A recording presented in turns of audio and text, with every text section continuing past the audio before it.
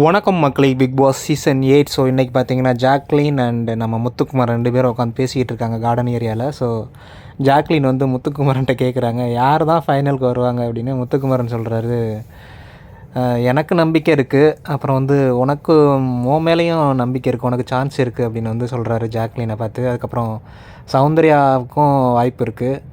அப்புறம் வந்து நம்ம ராயன், அவனும் இந்த வாரம் ரொம்ப ரைஸ் ஆகிருக்கான். ஸோ எல்லார் மேலேயுமே நம்பிக்கை இருக்குது, பார்க்கலாம் என்ன ஆகும் அப்படின்னு. உடனே முத்துக்குமரன் சொல்கிறாரு, எனக்கு பயமே வந்து சௌந்தர்யா மேலே தான் இருக்குது அப்படின்னு. ஃபஸ்ட்டு வீக்லேருந்து எனக்கு சௌந்தர்யா மேலே தான் பயம் இருக்குது அப்படின்னு வந்து முத்துக்குமரன் சொல்கிறாரு.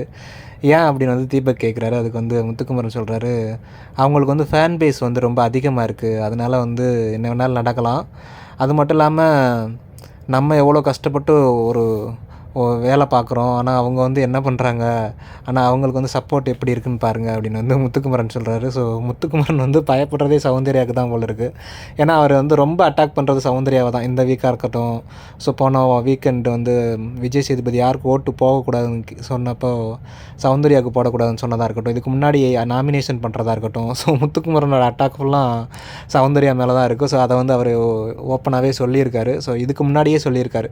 ஸோ அதுக்கப்புறம் பார்த்திங்கன்னா ஜாக்லின் சொல்கிறாங்க, இந்நேரம் டிசைட் ஆகிருக்கும்ல யார் வின் பண்ண போகிறாங்கன்னு, இதுக்கு மேலே எதுவும் மாறப்போகிறதில்ல அப்படின்னு வந்து ஜாக்லின் சொல்கிறாங்க.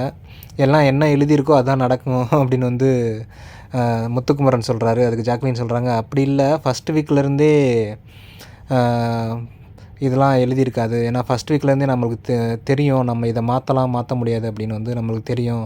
ஆனால் இனிமேல் மாற்றுறது ரொம்ப கஷ்டம்தான் அப்படின்னு வந்து ஜாக்லின் சொல்கிறாங்க. அதுக்கு முத்துக்குமரன் சொல்கிறாரு, அப்படிலாம் கிடையாது, இன்னும் 10 நாள் இருக்குது, ஒரு சின்ன பொறி கூட போதும் அப்படியே மாறிடும், என்ன வேணாலும் மாறும். ஸோ அதெல்லாம் கிடையாது, எப்படி வேணாலும் மாறலாம்.